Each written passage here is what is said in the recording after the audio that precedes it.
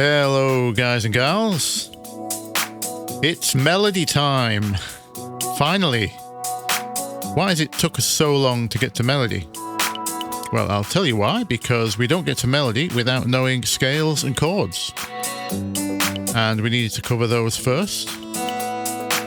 So if you are not familiar with my previous episodes on scales, keys, chords, rhythms, I suggest you go have a look and come back to this one. For those of you up to speed, let's get started with melodies. Okay, so in the background here we've got my track Stepping on Stars, and the post-chorus melody is a good one to start with. We're going to start simple and move up. So in the vocal, this is the post-chorus hook.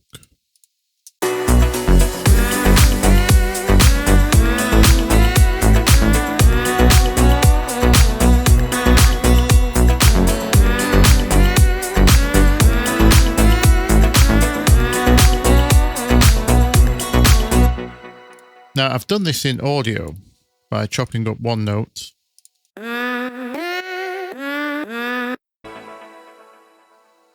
Let me show you how I arrived at those notes, because it's not an accident, I promise. So here I've done the MIDI.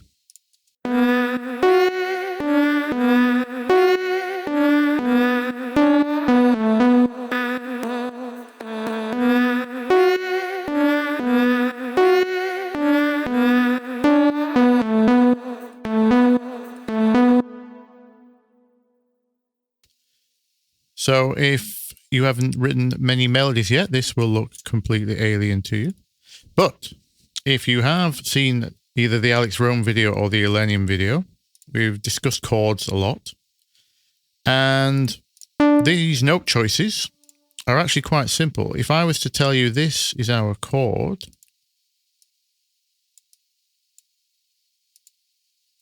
there you go, that's chord 1.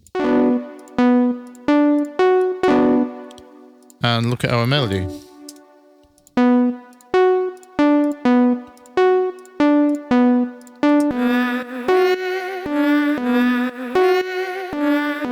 It's just literally the notes of the chord, segmented, very much like an arpeggio, in fact.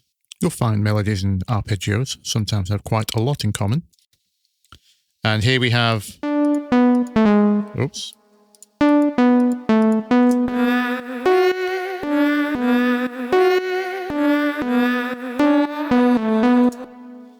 Now, I've tried to land on the 1. This note in our case is the 1. And let me draw our scale for you as well. B minor, by the way, but you can use the A trick from the previous videos. There's our scale. 1, 2, 3, 4, 5, 6, 7. There's the 7 notes of our scale. This is note 1. This is note 7, it's note 1. So we've got the 3 notes of the chord, which are obviously 1, 5, and 3. If you know how we build chords by now, it's 1, 5, and 3. And then we're just basically wrapping up the end with a little 1, 7, 1. That could be a 1, 5, 1. Could be a 1, 6, 1. But that sounds more hummable. I know it's part of the vocal, but if we just listen to this without the vocal, obviously not that bit.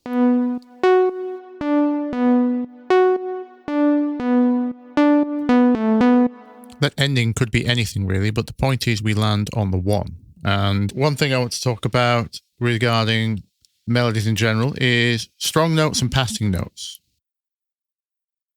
So any note basically within the chord we would class as a strong note, and any note in between is a passing note. And the general idea is you do not land on passing notes.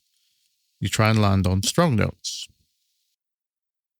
Now, if you know the chord progression under the song, That's the ideal scenario. You can pick your strong notes per chord. That's how you get the best melodies.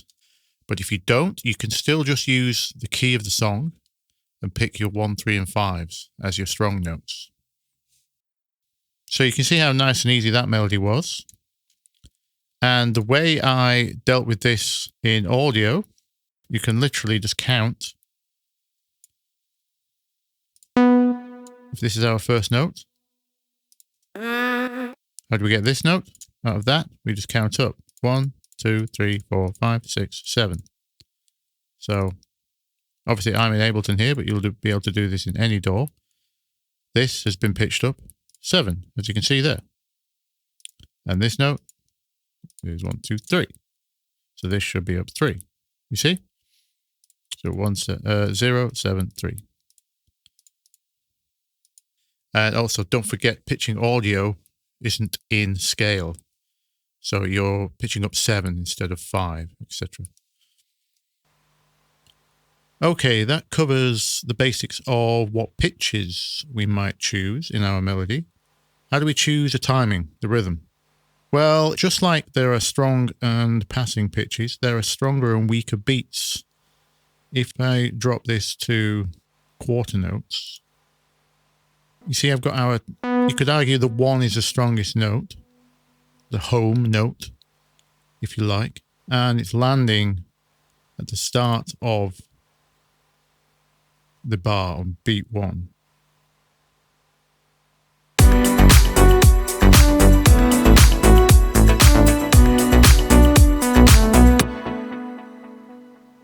So you could argue this beat is stronger than the rest in the bar. And if you subdivide that, each landing within the quarters of the bar, like here, is stronger than a subdivision. And so on and so on. You could argue there are stronger beats, weaker beats, basically. In terms of choosing a rhythm, what I'm going to do, instead of analyzing the one we already had in the track, let's make a new one. And just write the melody live. What note are we starting on here? B2. We don't have to start on the 1 beat. In fact, I'm going to leave our scale there, just to remind us, just so you've got a reference there on the left. So we might literally do something like this.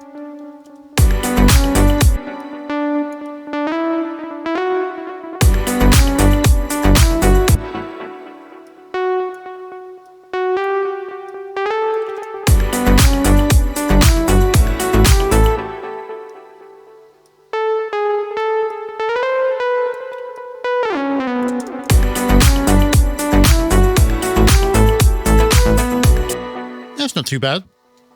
It's a little bit nursery rhyme. Again, depending on how commercial you want this to sound, that might be absolutely fine. With it just being an ascending scale, effectively, that's going to be very easy for most people to remember and sing along with, which might be a desirable element of your melody. And I've repeated the same rhythm. Gap 1, 2, 3, gap 1, 2, 3, gap 1, 2, 3, gap. Again, helping with the memorization, because repetition works left to right as well as bottom to top. So, say that's version 1.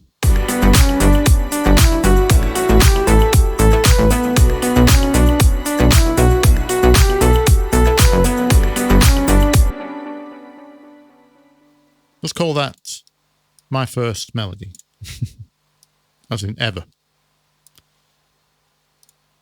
And let's improve on that now. So how can we improve our first melody? We know strong beats and strong notes, and we have a problem here. All of our strong notes, remember these are our strongest. the landing off the strong beats. Apart from this one. And you can argue the last. It's what we'd call an accent. Kind of punctuates the sentence if this were the phrase. So this isn't too bad. Although that is quite the jump. And if you're going for a melody that people can sing, you might want to consider big jumps like this. But let's strengthen this. So I'm going to move some of our strong notes onto strong beats.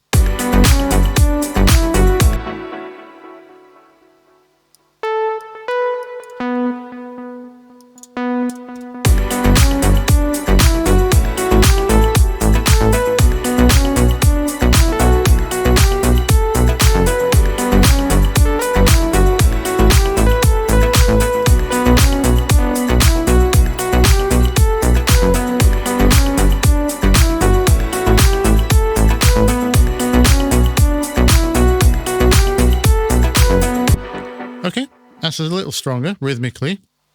Pitch-wise, I'm still not happy. I don't like this. Note 6, landing on one of the stronger beats, for me, sounds not strong.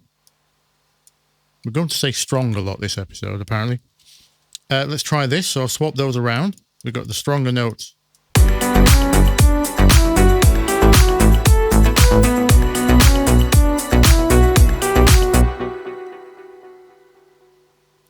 Better, but now this doesn't make sense because we're no longer going up. So I'm going to land on another strong note here.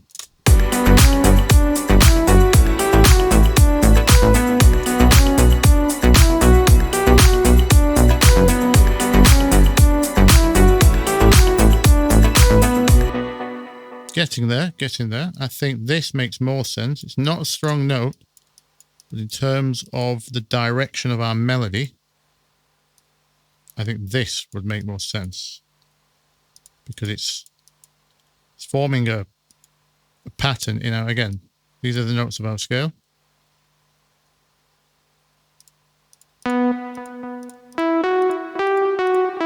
No, no, no.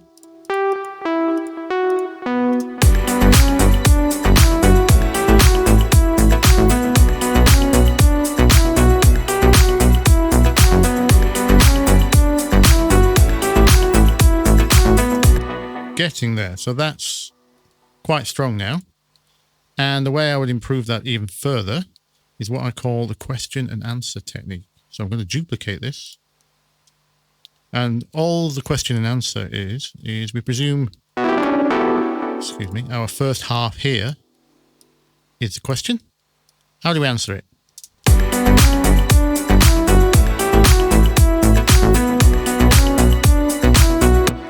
I'm going to change some notes. Could have missed what we had earlier. Let's try that.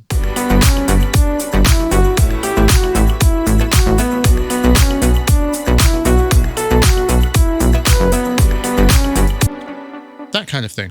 So that would be a good question and answer melody.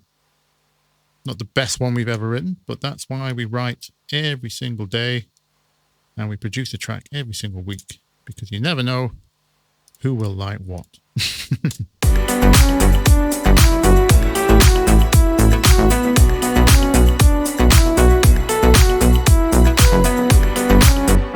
Now, one more word on timing.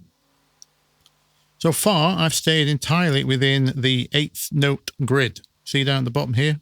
1/8. In our rhythm video, we did mention most dance is divided into 16. And obviously, we are falling on the 16ths, every other one, because we're in 8ths. What if we wanted to syncopate this further, i.e. move in between those 8ths? Let's hear what that sounds like.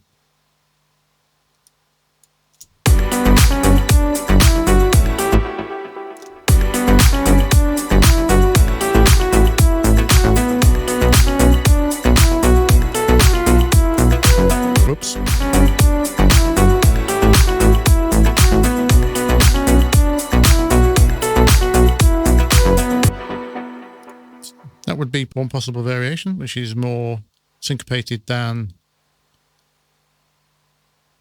that.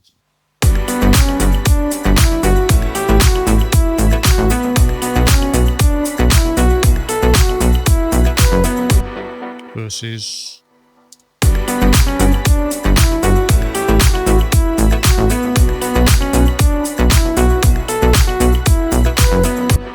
and the reason you would choose one over the other is entirely based on what the bass and the drums are doing. So listen carefully to which pocket your rhythm of your melody and your notes are sitting in. Where your notes land, both in pitch and time, is all in context. So it takes time to develop the sense for that. You just have to practice and practice and do more and more and more. And the more you do, the better your sense will become. Especially if you just stick to the basic principles of strong notes, strong beats, and question-answer kind of melodies. Those three principles, I think, will steer you right for your beginning melodies. If you learned something, if you liked it, leave us a like. If you loved it, leave us a sub. If you have any questions, please leave them below. I'm more than happy to answer or make a video on them. And I'll see you in the next one. Bye-bye.